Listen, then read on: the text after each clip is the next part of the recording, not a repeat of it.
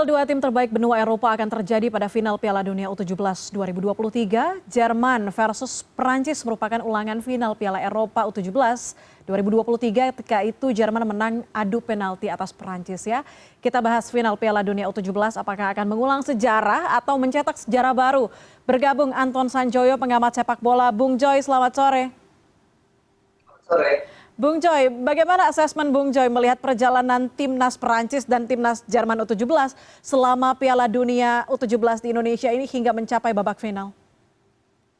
Ya sebetulnya kalau saya pribadi agak meleset perkiraannya ya. Saya memperkirakan Argentina dan Mali yang akan ketemu di final. Oke. Sayangnya Argentina anti klimaks melawan Jerman, sementara Mali juga kena kartu merah ketika melawan Perancis. Jadi mereka kehilangan kesempatan. Karena sebetulnya dari sejarah Piala Dunia negara-negara Afrika kan lebih banyak menjadi juara. Dan sekarang Jerman ketemu Prancis di final. Jerman mempunyai peluang untuk mengikuti jejak Spanyol ya, memadukan gelar Piala Eropa dan Piala Dunia. Spanyol melakukannya senior tahun 2008 dan 2010. Sekarang Jerman setelah juara di U17 Juni lalu mengalahkan Prancis ya di final. Mereka punya kesempatan untuk menyamai prestasi Spanyol senior gitu loh. Jadi ini dua-duanya menurut saya sejarah. Mereka akan juga mencatat sejarah kalau berhasil di U17. Tapi kita tahu dua-dua negara ini memang negara dengan pembinaan usia muda terbaik ya. Kita tahu Jerman itu revolusinya sejak 2004 ketika menunjuk Effenberg. Setelah mereka hancur-hancuran di Euro 2004, kemudian mereka merevolusi sehingga terjadilah banyak sekali perubahan dan Jerman juara dunia juga akhirnya gitu loh. Prancis juga kemudian punya peluang yang luar biasa besar dengan Akademi Clairefontaine. Jadi ini dua tim memang yang terbaik dari benua Eropa gitu loh. Sayang Mali harus tersingkir di semifinal. Kalau saya sih favoritnya Mali ya yang juara 3. Juara 3 ya. Oke, tapi melihat Jerman dan Perancis ini jelas jadi misi balas dendam ya. Pertandingan misi balas dendam. Kalau Bung Joy lihat keduanya merupakan rival yang setarakah di atas kertas? Sangat setara ya, karena selain ini kan tim yang ketemu Juni lalu ya di final Euro U17. Bahkan 5 pemain Jerman itu sekarang tetap menjadi backbone-nya tim Jerman U17 gitu loh. Prancis hanya 1-2 kalau nggak salah Bonnet salah satunya. Tetapi memang tim ini banyak sekali cadangan pemainnya. Prancis itu bahkan saya dengar malah harus mengeliminasi begitu banyak pemain menjelang Indonesia U17 gitu loh. Dan Jerman menurut saya juga punya banyak sekali talenta. Dan kita lihat sekarang sangat seimbang gitu loh. Dan Jerman menurut saya jauh lebih produktif sejauh ini meskipun Perancis tadi cepat dibilang di teaser bahwa mereka punya pertahanan yang sangat bagus ya, hanya kebobolan 1 gol, tapi mereka tidak terlalu produktif. Hanya mencetak 6 gol sejauh ini sejak babak penyisihan. Jerman sudah mencetak 13 gol. Salah satu tim paling produktif di U17 sekarang. Gitu loh. Jadi ini pertahanan yang solid akan ketemu penyerangan yang juga sangat bagus. Meskipun Jerman tidak terlalu ofensif sebetulnya. Menghadapi siapapun dia akan cenderung bertahan dulu lalu counter attack gitu. Dan ini yang saya mengingatkan saya pada Jerman tahun 80-an awal sampai 80-an pertengahan ya. Mereka punya soliditas pertahanan yang sangat bagus dan mereka sekali counter itu bagus sekali gitu loh. Hampir punya peluang itu kira-kira 3 serangan 1 gol gitu kira-kira Jerman yang dulu ya. Nah, sekarang pun saya lihat Jerman yang sekarang juga yang U17 ini mirip-mirip lah kira-kira begitu. Dan Prancis menurut saya tidak terlalu solid ketika mereka menyerang. Jadi mereka mengandalkan kolektivitas, 1-2 pemain saja yang bisa mencetak gol. Tapi tampaknya ini akan menjadi laga yang sangat-sangat menarik ya. Ini ulangan final Euro 17 gitu loh. Dan Prancis menurut saya pasti tidak mau mengulang kekalahan mereka di Hongaria Juni lalu. Jadi ini akan sangat seru finalnya. Tapi seberapa penting Bung Joy pengalaman laga turnamen sebelumnya bisa mengaruhi mental dan juga performa timnas U17 Perancis, terutama setelah kalah dari Jerman di Piala Eropa Juni kemarin? Iya, saya rasa mereka juga belum di turnamen kan mereka matang di kompetisi usia muda ya. Jadi saya kira turnamen U17 yang di Hongaria itu juga mempengaruhi banyak sekali penampilan mereka. Jerman menurut saya agak lebih solid penampilannya karena Jerman ini kan terkenal sebagai tim dari senior sampai juniornya itu tim yang sangat jagoan di turnamen gitu loh. Nah, meskipun mereka tidak pernah juara di U17, tapi kalau udah ngomong U21 dan U23, Jerman itu begitu mendominasi kalau di Eropa gitu loh. Jadi ini 17 ini kalau mereka bisa menjadi juara, ini akan menjadi catatan tersendiri dan ini Paket akan lengkap menjadi ya. tim yang akan sangat kompeten di kemudian hari menggantikan senior-seniornya kelak gitu loh. Dan Prancis sendiri mungkin juga sudah punya pengalaman yang luar biasa ya. Saya berkeliling Prancis tahun 98 tuh hampir semua kota punya klub yang bagus dan pembinaan usia muda yang bagus.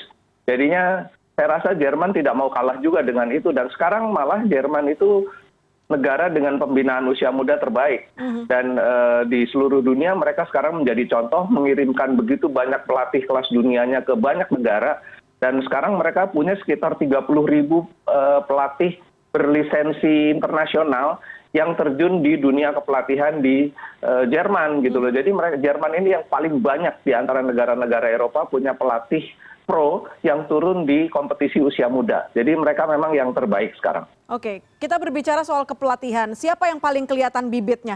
Pemain kunci mana dari kedua tim yang mungkin akan mendapatkan perhatian khusus di final ini, Bung Joy? Ya, kalau di tim Jerman kan mereka pasti akan mengandalkan Brunner ya yang begitu impresif penampilannya sejak dari babak awal sampai dengan semifinal kemarin. Bahkan satu blunder saja dia bisa menciptakan gol gitu loh. Sementara Prancis akan mengandalkan Brunet yang akan berada di posisi nomor punggung 8 dan 10. Dia juga bisa menjadi pemain dengan posisi nomor punggung 6 gitu loh. Jadi ini pemain memang utility di tengah dan depan. Sementara memang yang lain kiper Jerman juga akan menjadi penentu nanti karena dia memang begitu tangguh ya. Sementara Prancis juga pasti akan mengandalkan pemain-pemain sayap mereka, punya Gomis, punya Saki yang saya rasa akan merepotkan pertahanan Jerman. Cuma memang tidak terlalu klinikal Prancis ini di serangan akhir. Saya cenderung melihat Jerman sedikit lebih unggul dalam pertandingan. Baik, baik. Ini sudah sampai babak final Piala Dunia U17 2023 yang digelar di Indonesia. Saya harus tanya juga secara general, bagaimana Bung Joy melihat kepuasan dari tim-tim mancanegara bermain di Indonesia sampai dengan final kali ini? Saya rasa Indonesia sudah sangat bagus ya. Saya harus ajukan pujian ini kepada penyelenggara. Meskipun banyak sekali juga kekurangan di sana sini, tapi oke lah gitu loh. Karena tidak mungkin tanpa cacat sama sekali. Dan saya rasa cacat itu tidak terlalu berpengaruh pada penampilan keseluruhan Indonesia sebagai tuan rumah ya. Menyelenggarakan dengan sangat baik. Hanya catatan saya dengan negara yang begitu antusias terhadap sepak bola, dengan dunia yang datang ke sini, tim-tim kelas dunia, penonton yang datang terlalu sedikit. Ya, meskipun kemarin Arya Sinulinga mengatakan bahwa ini sudah melampaui target FIFA, tapi buat saya Indonesia ini harusnya satu stadion itu kira-kira rata-rata harusnya 20 ribuan gitu loh. Dan yang saya dengar banyak sekali tiket yang sudah diborong oleh calo. Itulah ini yang harus jadi perhatian dari pihak penyelenggara dan PSSI. Karena sih harusnya banyak sekali pemain atau penonton yang ingin nonton tapi sudah nggak ada tiket. Dibilangnya semua sold out.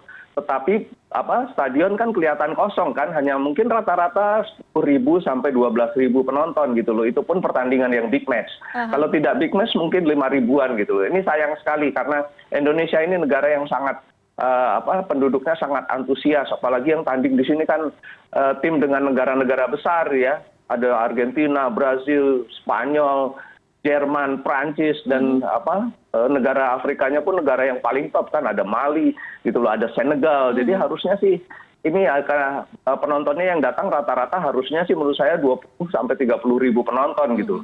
Nah, ini yang tidak terjadi. Itu saja sih catatan minusnya, yang lain saya acungi jempol untuk penyelenggara. Catatan minus permasalahan klasik yang harusnya bisa dievaluasi untuk perhelatan olahraga mancanegara yang akan dihelat di Indonesia. Tapi terakhir Bung Joy, prediksinya, kalau tadi Mali favoritnya udah kesingkir nih di 3 besar ya. Prediksi final, apakah akan mengulang sejarah atau justru mencetak sejarah baru? Saya masih pegang Jerman ya, karena mereka punya mentality yang sudah teruji dari tahun ke tahun ya. Staying powernya kelihatan juga, gaya main mereka juga nggak terlalu ngotot, mereka mempertahankan pacingnya tuh bagus ya. Mereka nggak terlalu ngotot di awal, tapi pace-nya tuh naik terus gitu loh. Ini yang harus diwaspadai Prancis. Kalau Prancis bisa bikin gol duluan, saya rasa mereka punya peluang untuk memenangi laga ini dan menjadi juara. Tapi kalau mereka tertatih-tatih di awal, Jerman akan membalas dengan segala daya dobraknya yang luar biasa, dan Prancis harus hati-hati betul. Saya sih pegang Jerman ya.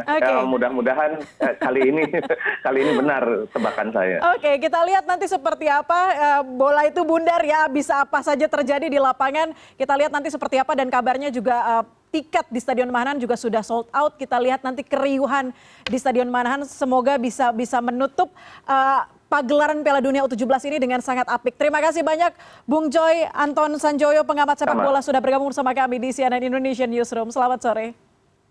Sore.